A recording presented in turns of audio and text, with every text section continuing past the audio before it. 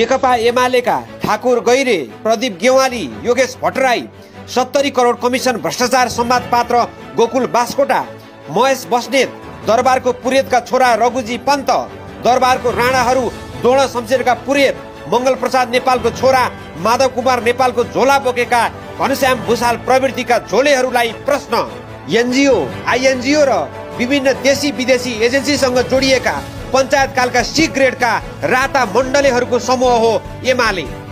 पञ्चायतकालमा जनपक्षीय 2046 पछि संवैधानिक राजतन्त्रवादी र 2062-63 पछि राजाले अमेरिकी मोडलको बेबी किङ, इन्डियन मोडलको बाबुराम भट्टराईले अगाडि सारेको कल्चरल किङ अस्वीकार गरेपछि सेनाले गणतन्त्र ल्याएपछि यो पार्टी गणतन्त्र आउनु र गाडा चढेर अमेरिका पुग्नु उस्तै हो भन्दै गर्दा गणतन्त्रको मसिहा मै हुँ भन्न लाग्यो।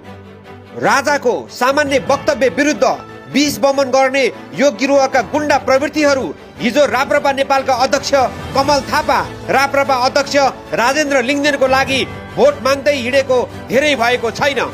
2036 सालमा टङ्क कार्की अन्रासब्युको अध्यक्ष हुँदा डिप स्टेट CIA को एसियाली विद्यार्थी संगठनसँग जोडिएको यस पार्टीको विद्यार्थी संगठनबाट आएकाहरू 2037 सालपछि इन्सेक, जो जर्मन इन्टेलिजेन्स एजेन्सी FES सँग जोडिएर CIA को काम गर्दछ, उक्त NGO सँग जोडिन पुगे, जसले बाल मजदुर देखाएर युरोपको बजारमा जाने नेपाली गलैँचा उद्योग ध्वस्त गर्न भूमिका निभाएको थियो।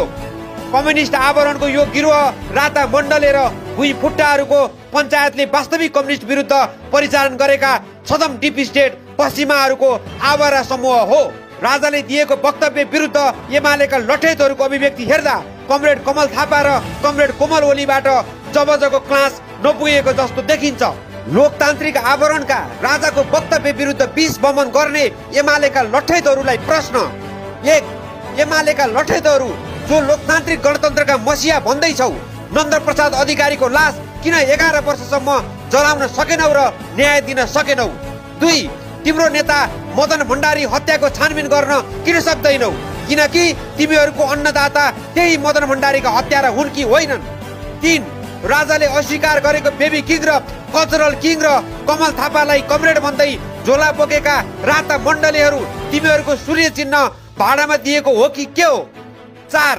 कहिले प्रतिगमन आधा सचियो भनेर राजाकोमा पुग्ने, कहिले आमाको क्रिया नगरी निवेदन दिन पुग्ने, कहिले गणतन्त्र आउनु र गाडा चढेर अमेरिका पुग्नु उस्तै हो भन्ने झोला बोक्ने लठेतहरू जवाफ दिन सक्ने हिम्मत छ? विचार दृष्टिकोण शून्य यो गिरोहका आवाराहरू उत्पादनहीन पश्चिमा NGO सँग जोडिएको झुण्ड र अनुचर